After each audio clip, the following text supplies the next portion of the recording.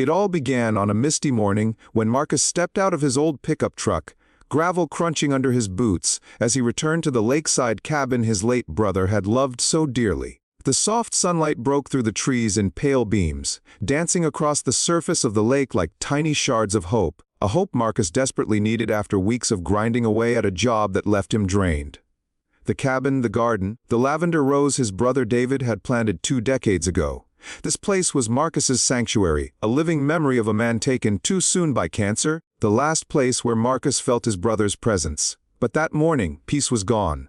The lavender garden was flattened, each delicate bloom crushed into mud and twisted roots. The solar lights were snapped, scattered across the soil like broken bones. And worst of all, the small stone bird David had carved during his final days, a symbol of quiet strength, now lay shattered into 3 jagged pieces near the water's edge. Marcus didn't need to wonder who did it.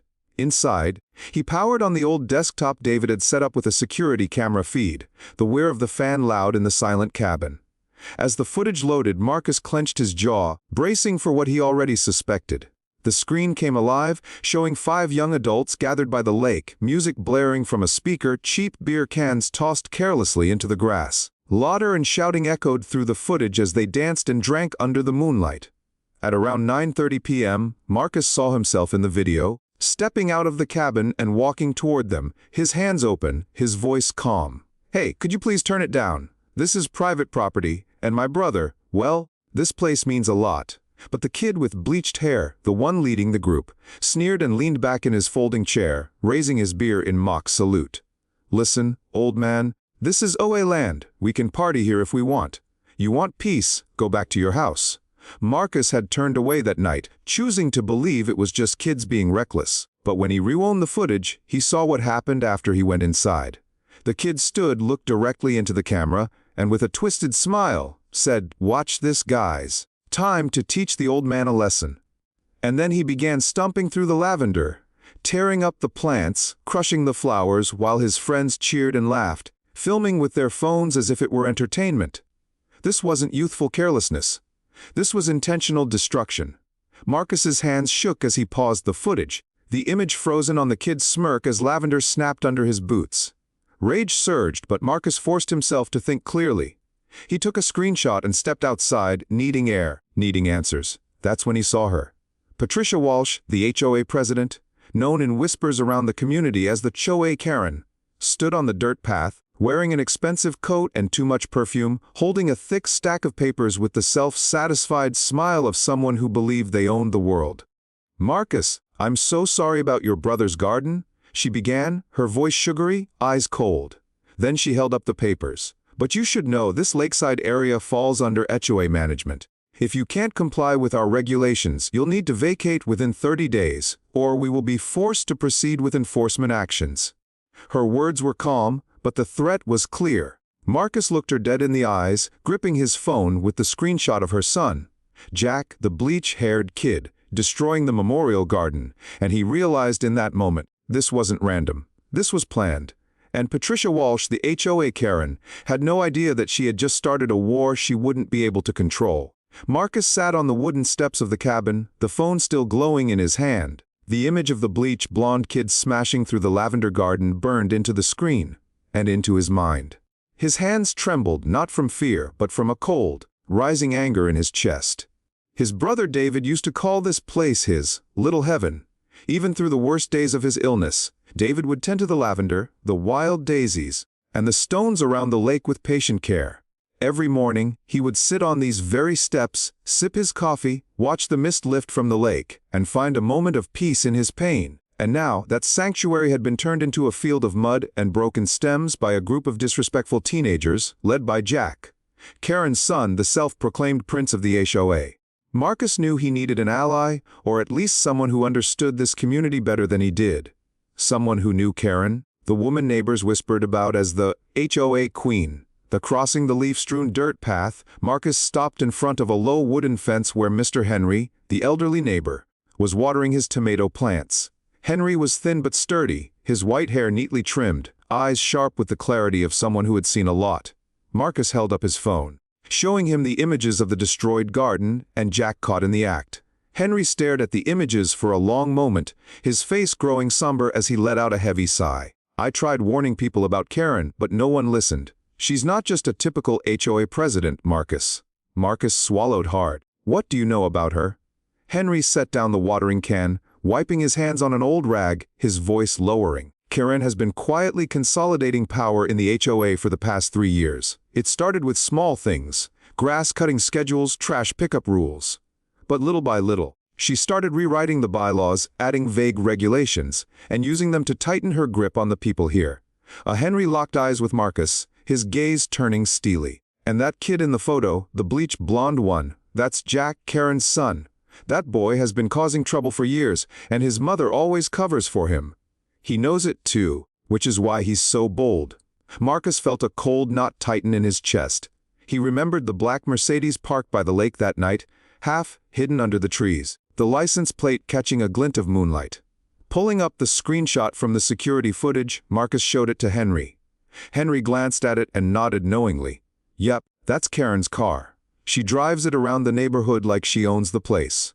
But the real question is, why was she there, hiding among the trees, while her son destroyed your brother's garden? The question hung in the morning air, heavier than the lingering mist. Marcus clenched the phone in his hand as pieces of the puzzle began to align in his mind. This wasn't just teenage vandalism. It wasn't random mischief. This was a calculated move, a deliberate act of intimidation. A move orchestrated by HOA Karen, who had likely been planning this for a long time, testing her power, starting by destroying the one place Marcus and his brother had held sacred. That night, back in the cabin, Marcus pulled out David's old notebook, the one his brother used to jot down thoughts during his final days.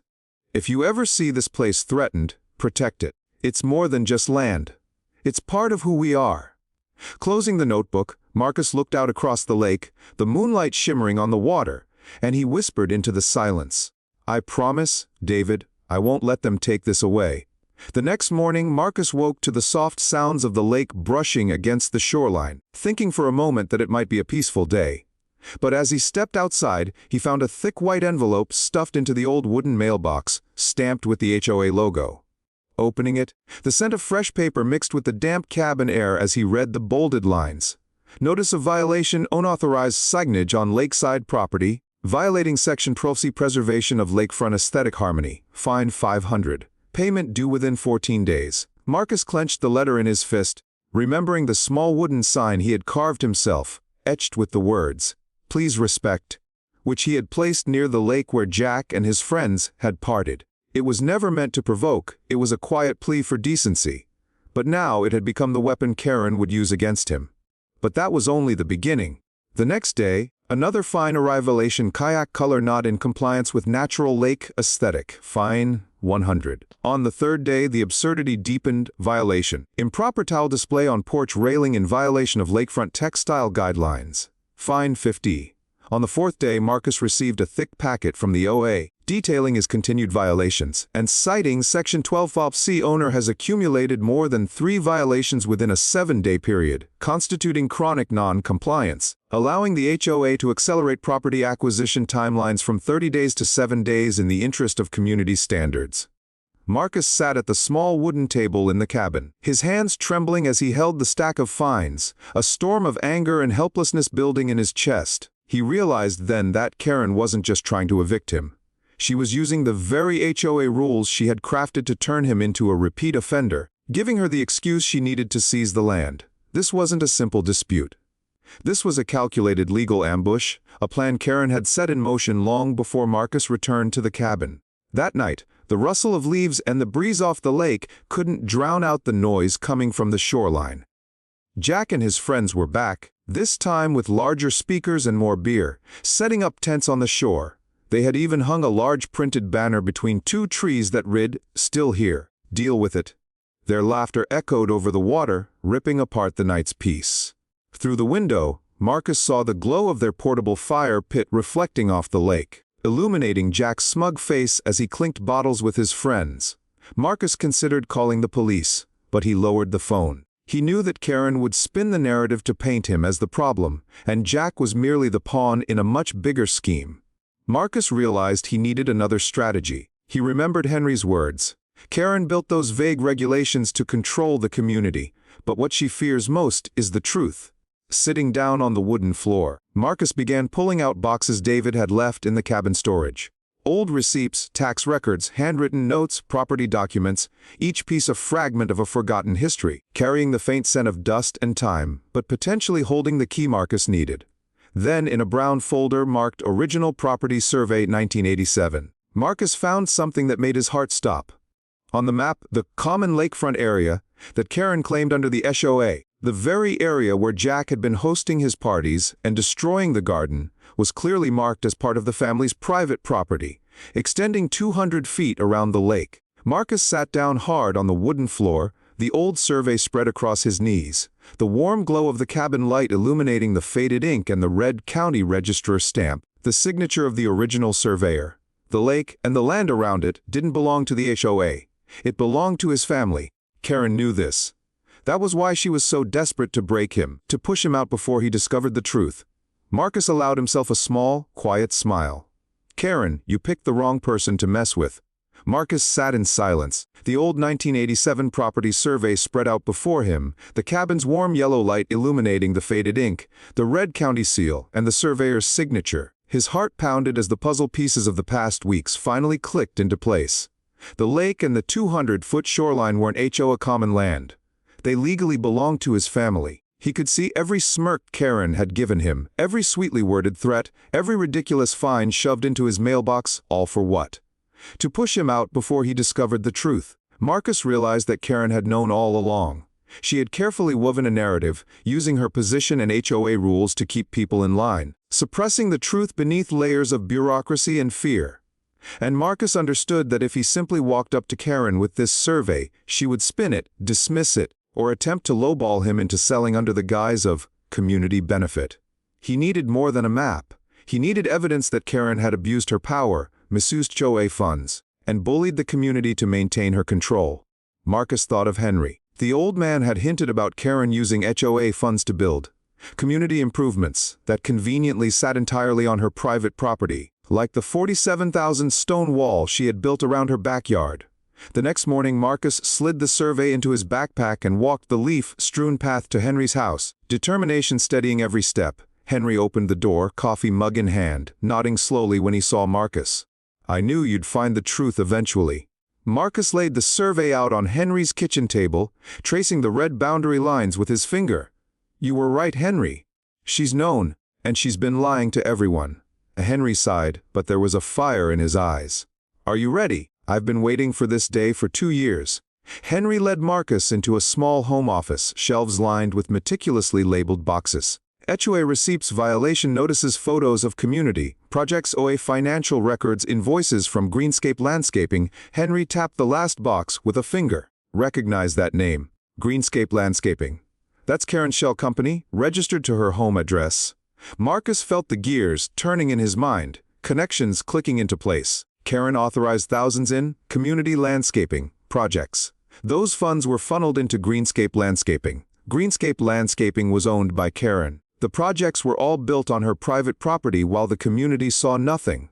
All afternoon, Marcus and Henry sat together, combing through receipts, photos, and payment records, following the money trail from the OA's account straight into Karen's pockets. They found a series of lakefront improvement projects, totaling $12,000 that Karen had approved and signed off, projects meant to improve the shoreline for the community.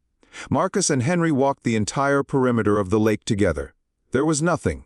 No improvements, no work done. Not a single sign of the projects that had supposedly drained $12,000 from HOA funds. It was all fabricated, just paper trails masking outright theft. Marcus carefully documented each detail, building a master spreadsheet: project name, HOA payment amount, recipient company, photographic evidence, conclusion: funds missing or spent on Karen's private property. For the first time in weeks, Marcus didn't feel helpless. He felt ready. He looked at Henry and nodded. It's time to bring the truth into the light. Marcus formulated a plan: digitize and back up all documents, photos, and evidence.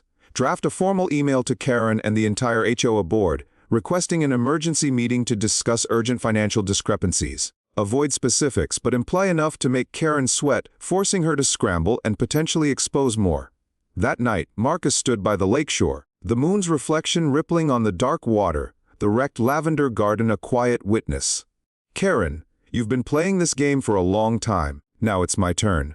Marcus woke before dawn, the mists still clinging to the lake as the first light of morning brushed across the water. He brewed a cup of coffee and sat in front of his laptop, the cabin's warm glow reflecting off his determined face as he typed the first lines of the email, requesting an emergency HOA meeting to address significant financial discrepancies impacting the integrity and property rights of our community.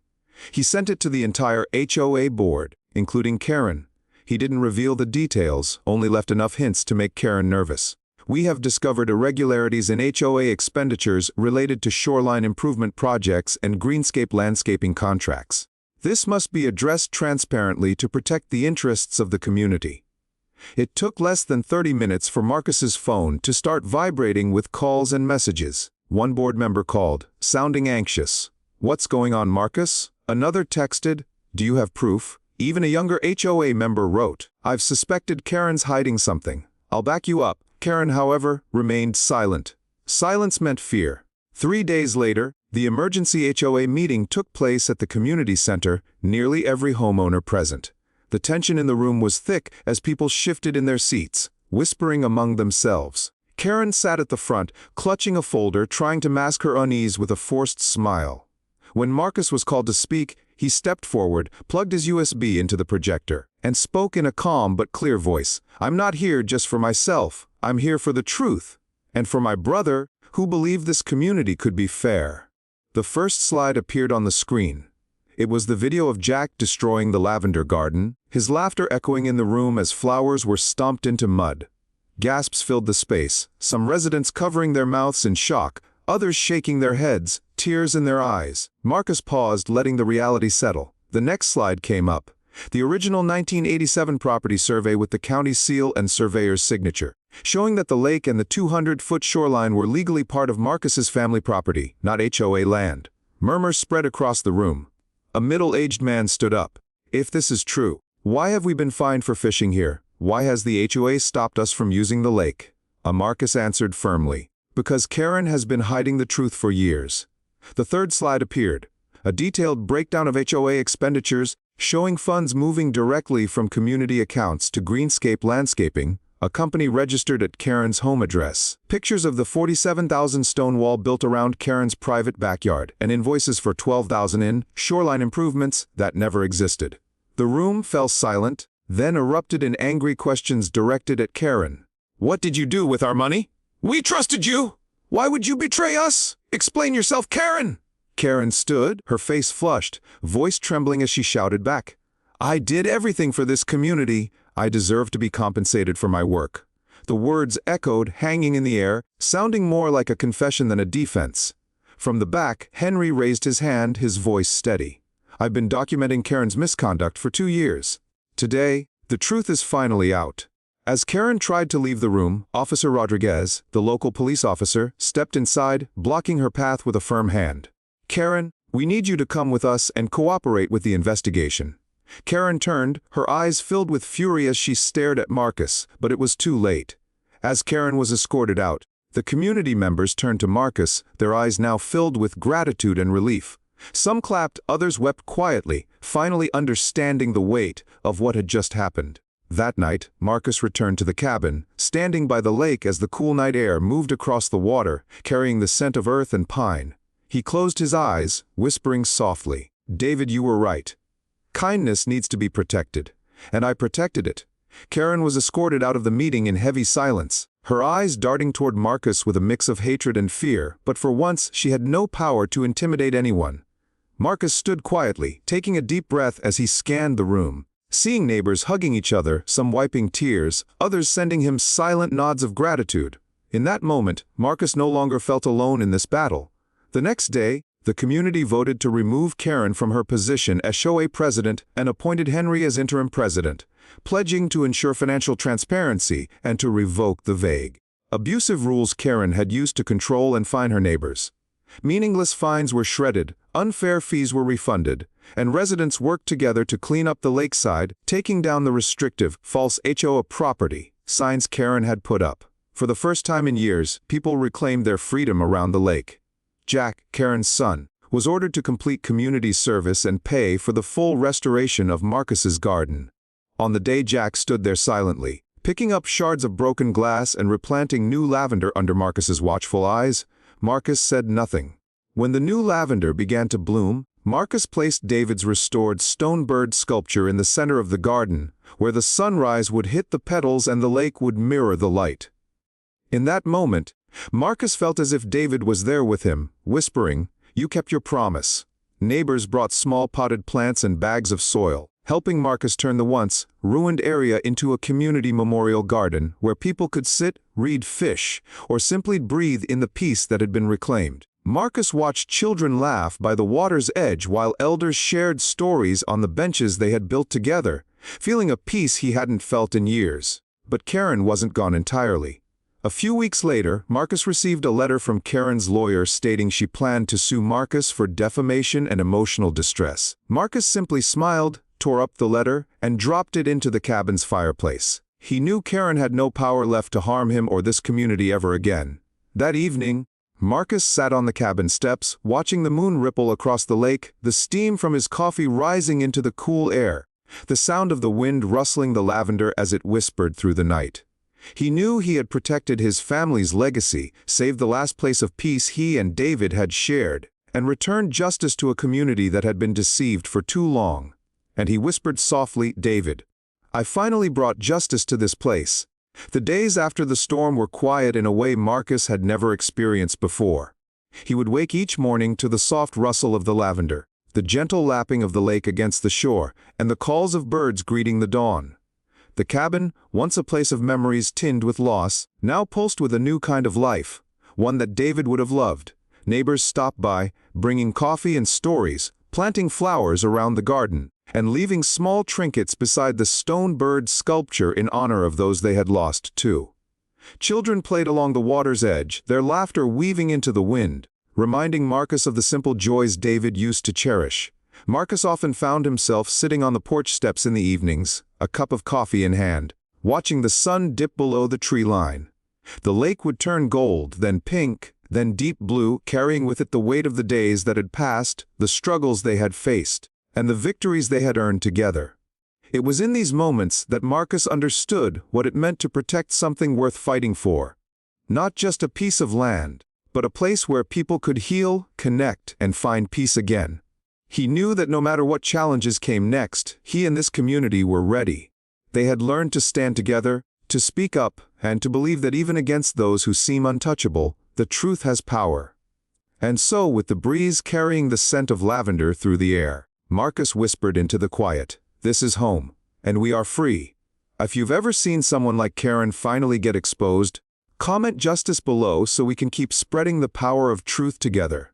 If you want to hear part 2, where Karen tries to get revenge from jail but karma keeps coming for her, comment part 2, and let me know you're ready for the next chapter. Don't forget to hit like if you believe kindness and justice are worth protecting, and subscribe now so you don't miss these real stories where ordinary people stand up against corruption and win. Thank you for watching all the way to the end. I'll see you in the next story.